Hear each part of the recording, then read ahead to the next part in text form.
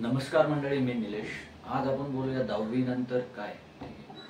10वी नंतर फार पालक किंवा स्टुडंट गोंधळलेले असतात की आता पुढे करायचं काय. ठीक आहे, तर 10वी नंतर एक मेन ऑप्शन आहे की तुम्ही 12वी करू शकता किंवा 10वी नंतर मगच तुम्हाला निवडावं लागतं की मी आर्ट्समध्ये जाऊ का, कॉमर्समध्ये जाऊ का, सायन्समध्ये जाऊ. ठीक आहे, जर तुम्हाला इंजिनिअरिंग किंवा मेडिकलमध्ये जायचं असेलच तर तुम्ही सायन्सच हा पर्याय निवडा. ठीक आहे, बाकीचं मग तुम्हाला डिप्लोमा करायचा. जर इंजिनिअरिंगला जायचं असेल आणि तुमच्या माइंडमध्ये क्लिअर आहे की बाबा इंजिनिअर करायची पोराला किंवा मला इंजिनिअरिंगच करायची, तर तुम्ही डिप्लोमाही करू शकता. पॉलिटेक्निक डिप्लोमा, त्याच्यात तुम्ही जर तुम्हाला चांगले मार्क असतील तर तुम्हाला चांगल्या कॉलेजमध्ये, गव्हर्नमेंट कॉलेजमध्ये डिप्लोमा हा होऊ शकतो तुमचा. म्हणजे कम्प्युटर सायन्स घेतली किंवा मेकॅनिकल किंवा इलेक्ट्रिकल, हा त्याचा आवडीचा प्रश्न आहे. ठीक आहे, आपण पुढच्या व्हिडिओमध्ये बघू इथे की 12वी नंतर कोणत्या स्ट्रीम तुम्हाला निवडायचे, इंजिनिअरिंग किंवा मेडिकलमध्ये जाण्यासाठी. ठीक आहे, तर आता सध्या 10वीवर बोलू. 10वी नंतर काय, आत्ता रिझल्ट लागला आणि भरपूर मुलांना चांगले मार्क आले.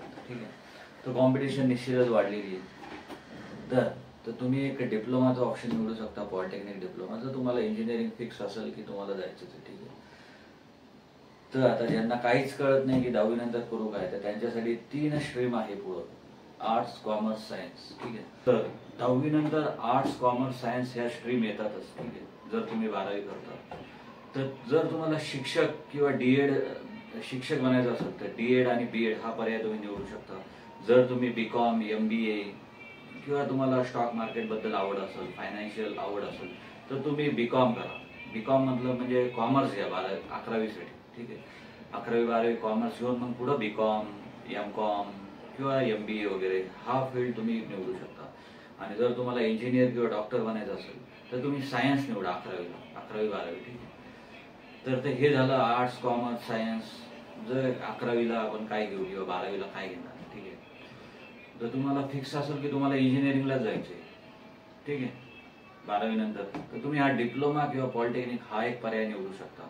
त्यामध्ये कसं तुम्हाला प्री जो इंजिनिअरिंगचा भाग आहे तो इथे शिकवायला भेटेल पॉलिटेक्निकला. तर पॉलिटेक्निक हे 3 वर्षाचं असतं आणि तुम्हाला 3 वर्षानंतर डायरेक्ट सेकंड इयरला इंजिनिअरिंगचे ऍडमिशन भेटेल. ठीक आहे, त्यामुळे तुमचा जो बेस असेल किंवा तुमची कम्प्युटर सायन्स ब्रांच असेल, ठीक आहे, तर तुम्हाला तो बेस हा पक्का होऊन जाईल तिथेच. ठीक आहे, की बाबा काय असतं, C लँग्वेज काय, C++ काय किंवा डेटा सायन्स काय. ठीक आहे, यामध्ये तुम्हाला तो फायदा होईल पॉलिटेक्निकला. मी स्वतः इंजिनियर आहे आणि मी 12वी थ्रू गेलो होतो. ठीक आहे, मला तेव्हा ऍडमिशन भेटलं नव्हतं, माझे पर्सेंटेज कमी होते आणि मला गव्हर्नमेंट कॉलेजेस पाहिजे होते पॉलिटेक्निकला, पण ते तेव्हा झालं नव्हतं. ठीक आहे, तर अजून आपण काय करू शकतो, तर 10वी नंतर जर तुम्हाला LIC एजंट, ठीक आहे, किंवा एक्झाम असेल कोणत्या पण गव्हर्नमेंटच्या किंवा आर्मी, नेव्ही, डिफेन्स, याच्या पण काही एक्झाम असतात जे 10वी नंतरच ते घेतात, पोरांना घेतात.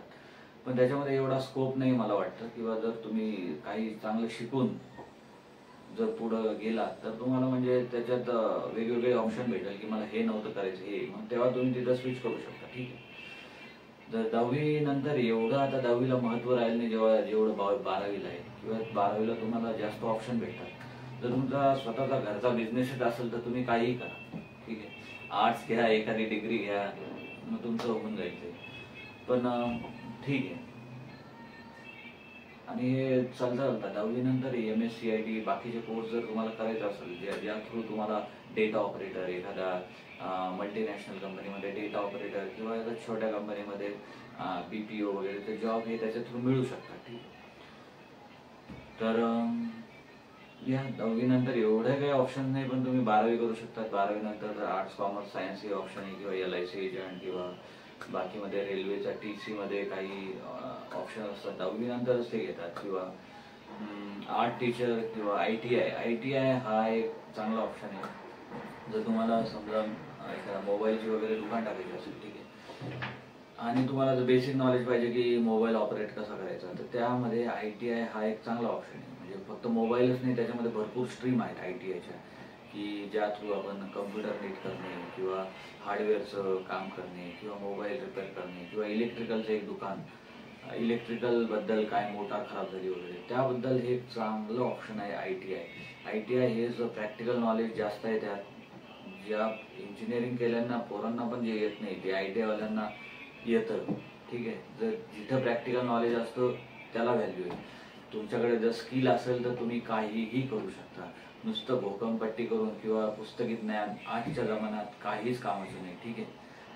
सो आज आपण इथेच थांबूया आणि पुढचा अजून असाच एक व्हिडिओ, त्यासाठी तुम्ही चॅनलला सबस्क्राईब करा की आपण माहिती घेऊया 12वी नंतर काय किंवा इंजिनिअरिंगच्या स्ट्रीम कोणत्या आहे त्याबद्दल. Okay, thank you.